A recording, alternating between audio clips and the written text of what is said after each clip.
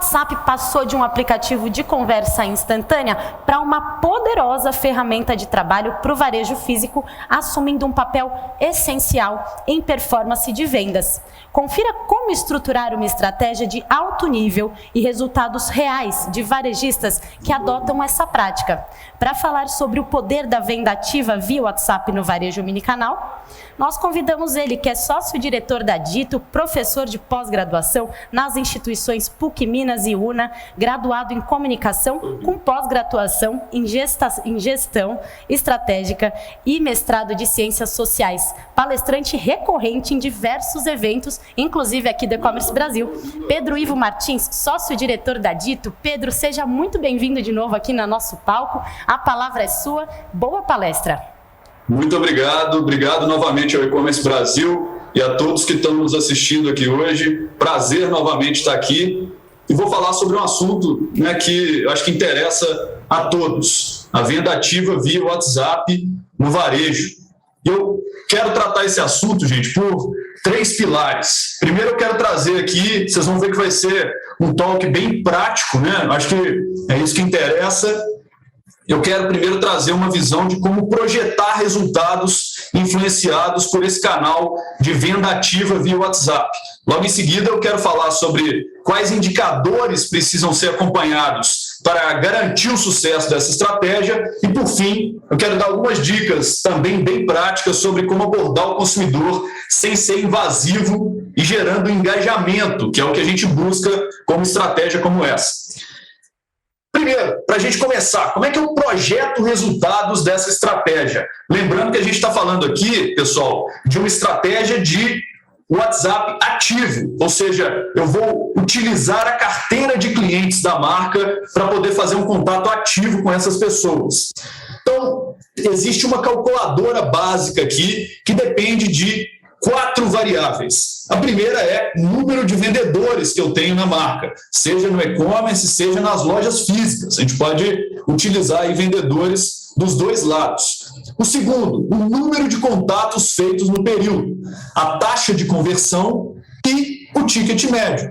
Com essas 4 variáveis, eu consigo definir o resultado dessa estratégia. Consigo projetar o resultado. Lembrando, gente, sempre que uma projeção não é uma promessa, é simplesmente uma ideia, uma hipótese de como essa estratégia pode impactar o resultado. Muito importante de ser feita, porque, afinal de contas, se a gente entrar num projeto sem nenhuma expectativa, grandes chances da gente se frustrar depois.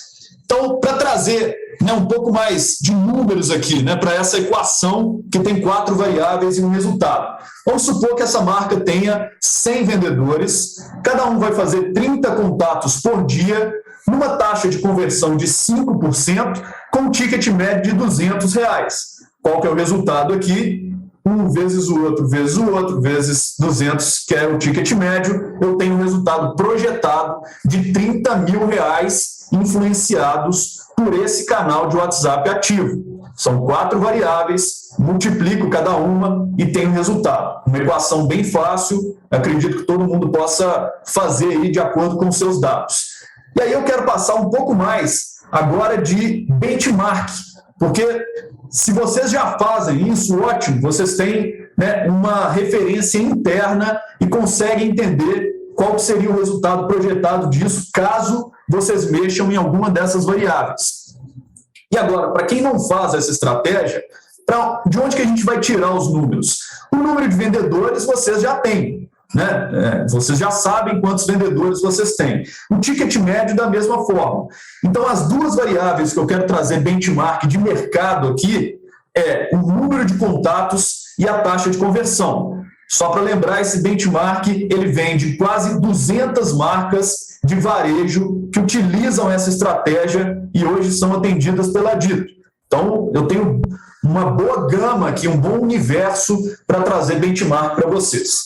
Em relação ao número de contatos, por vendedor por dia, eu tenho aquelas marcas iniciantes em que um vendedor consegue fazer, em média, 16 contatos por dia. Quando a marca já está no nível intermediário, esse número dobra para 32 contatos por dia. Lembrando que esses contatos, gente, quando nós estamos falando de lojas físicas, geralmente são feitos no início do dia, quando o vendedor está entrando na loja, ou ao longo do dia, ao longo do processo em que ele está ocioso na loja, geralmente nos horários em que a loja está mais vazia ou que ele está no final da fila de atendimento. E aquelas marcas que já estão um pouco mais maduras, elas fazem em média, né, cada vendedor faz em média 48 contatos por dia com a sua carteira de clientes. Lembrando, né, gente, que nós precisamos também de facilidade para dar essa carteira para os vendedores fazerem o contato. Mas isso é assunto para outro dia. Taxa de conversão é outro indicador que eu posso trazer benchmarks aqui, né? Conversão de contatos em vendas. Ou seja, de cada 100 contatos que eu faço, quantos se traduzem em vendas? As marcas que estão iniciantes têm uma média de 3,1% de taxa de conversão, as intermediárias 6,3%, mais que dobra essa taxa de conversão, e aquelas que já estão mais maduras, a gente tem uma média de 9,8% de conversão de contatos em vendas. Se vocês trabalham com outros canais de relacionamento, de engajamento com os consumidores, como e-mail, SMS, push, já dá para perceber aqui que essa taxa de conversão deste canal de WhatsApp é realmente muito alta. E é alta, gente, porque é uma forma, um canal altamente humanizado e personalizado de contato com o consumidor. Então, a gente vem experimentando realmente taxas muito altas de conversão. Ao final, eu vou falar um pouco sobre como fazer esses contatos de forma que não seja invasivo e a gente mantenha essas taxas de conversão durante um longo tempo. Seguindo aqui, gente, tem algumas formas da gente conferir essa calculadora, entender se ela realmente está funcionando. Uma dessas formas é o número de contatos recebidos por cada consumidor por ano. Isso aqui é uma forma da gente balizar se a calculadora está funcionando, se a gente vai ser muito invasivo, pouco invasivo, ou se a gente vai ficar ali dentro do padrão. E aqui só lembrando que a gente está considerando campanhas não só de oferecimento de alguma oferta, algum produto, mas também campanhas de relacionamento, boas-vindas, pós-venda, aniversário, entre outras mensagens de relacionamento. O ideal é que esse número de contatos recebidos por cada consumidor por ano esteja entre 8 e 16. Se a gente faz menos de 8, significa que a gente está fazendo poucos contatos, ou seja, tem o risco de explorar pouco essa base. E esse é um risco real, gente, não só de deixar dinheiro na mesa, mas também de deixar essa base esfriar. Se a gente não faz contato constante com essa base, pelo menos 8 por ano para cada consumidor, quando a gente for fazer, o consumidor talvez estranhe. Então é bom a gente manter pelo menos essa cadência aí de no mínimo 8 contatos por ano. Mais do que 16 contatos, aí a gente já corre o risco de queimar a base. A gente está explorando demais essa base, está sendo chato e isso o consumidor também não gosta. Então, no final das contas, fazendo aquela calculadora, se o número der menos de 8 ou mais de 16, nós precisamos regular ali a quantidade de contatos por dia ou a quantidade de vendedores que estão fazendo esses contatos. Quais outros indicadores nós podemos acompanhar para entender se essa conta está fechando, se essa projeção está sendo bem feita? Tem uma bem simples aqui, muito interessante. A gente pega o faturamento anual da marca e o número de compradores ativos. O número de compradores ativos são pessoas únicas com CPF cadastrado que fizeram pelo menos uma compra nos últimos 12 meses. Se eu tenho essas duas variáveis, e vocês têm, obviamente, se eu divido uma pela outra, eu tenho um indicador importantíssimo quando a gente está falando de CRM, gestão do relacionamento com o cliente, que é o gasto médio anual por consumidor. Multiplicando, dividindo pelo ticket médio, eu tenho a frequência média anual de compras. Ou seja, eu sei quantas vezes, em média, cada consumidor comprou na minha marca. Esses indicadores, gente, faturamento anual, compradores ativos e ticket médio, vocês já têm. Então, eu estou trazendo aqui algumas contas de controle com indicadores que vocês já possuem e podem fazer facilmente essa conta. Vou trazer agora com números para ficar muito mais claro o que eu estou dizendo. Se eu tiver um faturamento de 1 milhão por ano e eu tiver 1.000 compradores ativos, significa que o gasto médio anual de cada um desses consumidores é de R$1.000. Dividi 1 milhão por 1.000, achei R$1.000 de gasto médio anual. Se eu tenho um ticket médio de R$250, significa que cada uma dessas pessoas compraram, em média, 4 vezes ao ano. Esses dois indicadores em verdinho aqui, gente, o gasto anual e a frequência de compras, são os indicadores mais importantes quando a gente está falando de CRM novamente. Porque qualquer projeto de CRM, qualquer projeto que se objetive trabalhar uma base de clientes, sempre vai ter o foco, claro, em engajamento, mas em aumentar o gasto anual, aumentar a frequência de compras. São dois indicadores importantíssimos.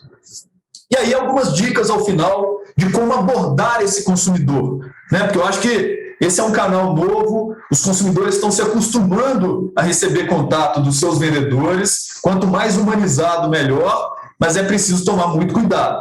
Então, primeiro pontinho aqui, primeira dica, entender as características do cliente, o histórico de compras, antes de fazer o contato. Porque quanto mais humanizado, quanto mais personalizado, mais eficiente será esse contato. Se a gente manda uma mensagem genérica para esse consumidor, né, como algumas marcas até fazem, né, uma lista de transmissão, que eu não recomendo, mais chance a gente tem de queimar esse canal e jogar esse relacionamento no lixo. Então, entender as características, o perfil do consumidor e o histórico de compras é importantíssimo. Na primeira mensagem, gente, quando a gente estiver abrindo o relacionamento com o consumidor através do canal de WhatsApp, não oferecer produto, se apresentar, passar segurança, dizer que está à disposição, porque o consumidor do outro lado, gente, ele precisa entender que ele está sendo tratado com atenção. Se coloquem no lugar do consumidor e vejam qual tipo de mensagem seria agradável no primeiro relacionamento. A gente já não chega direto oferecendo produto, a gente chega se colocando à disposição, agradecendo talvez por uma compra que ele fez anteriormente, dando parabéns pelo aniversário desse consumidor. Tenho certeza, por todo o histórico que nós temos aqui de relacionamento de WhatsApp das marcas que nós atendemos com os clientes, é isso que vem funcionando muito bem. Terceiro ponto, siga a conversa como se estivesse na loja. A gente não pode ser muito formal nesse canal de WhatsApp também. O consumidor lá do outro lado, ele precisa entender que ele está conversando com uma pessoa, de preferência aquele vendedor que geralmente o atende na loja, porque aí ele vai fazer o vínculo, vai ganhar segurança nesse relacionamento. Então, não ser muito formal. Ao mesmo tempo, gente, muito importante, cuidado com o português. Não dá para o vendedor também começar a mandar mensagens ali, derrapando no português, cometendo erros graves, porque isso o consumidor lá do outro lado também vai perceber. Quarta dica, personalizar o atendimento. Já que eu falei lá no início, a primeira dica era conhecer o cliente, entender o histórico de compras, a gente pode usar esses dados para fazer um contato um pouco mais personalizado, de modo que ele se diferencie de uma mensagem pronta. Porque mensagem pronta, gente, é o que o consumidor está acostumado a receber.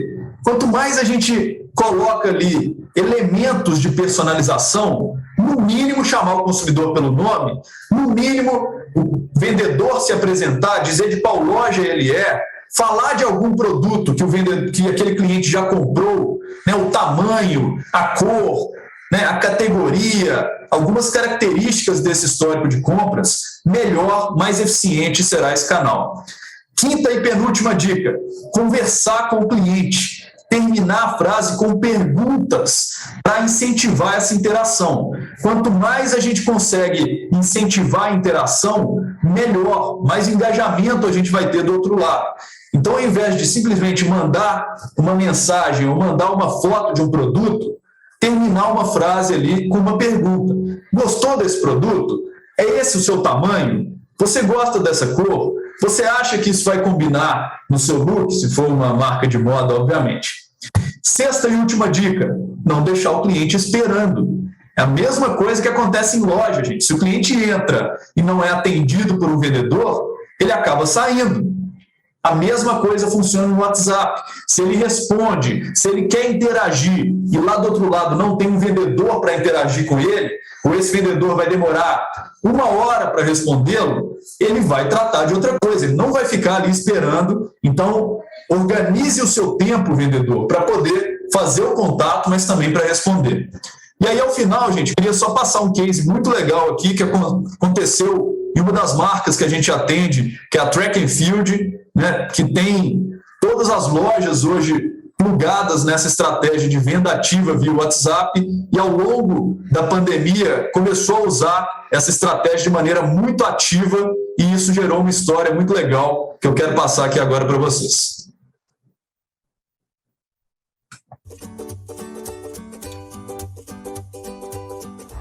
Oi gente, tudo bem? Eu sou a Gleice, vendedora do Iguatemi São Paulo, e hoje eu tô aqui para contar minha experiência da Dito com a Fusa, uma amiga que se tornou muito especial na minha vida.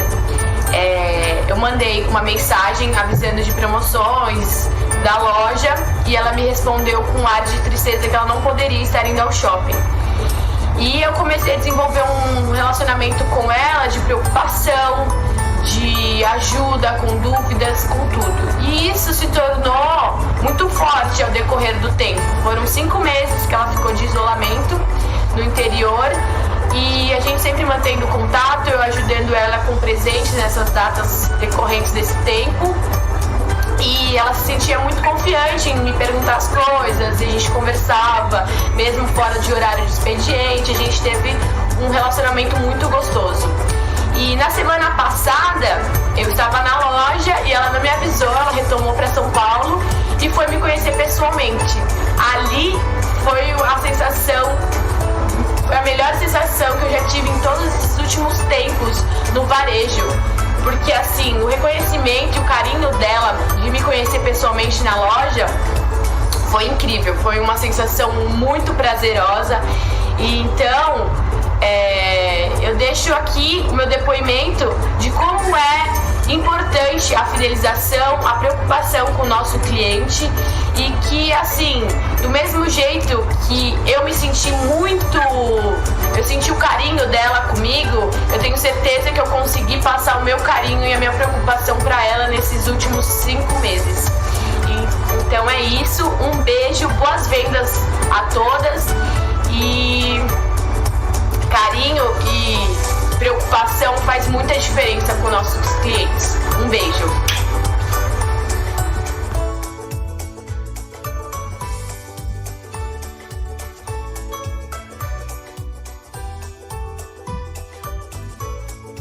Pessoal, esse é o recado que eu queria dar aqui para vocês hoje.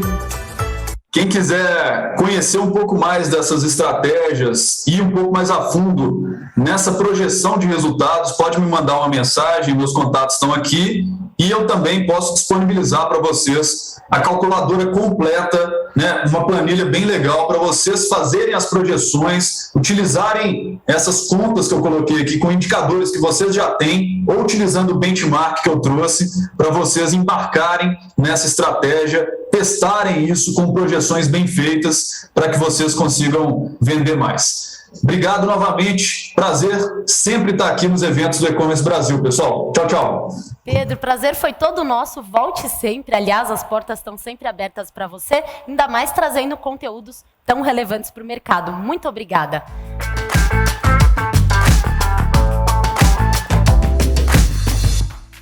E aí, gostou do vídeo? Então não deixe de curtir e compartilhar. Aqui do lado tem 2 sugestões que você pode gostar. Até a próxima!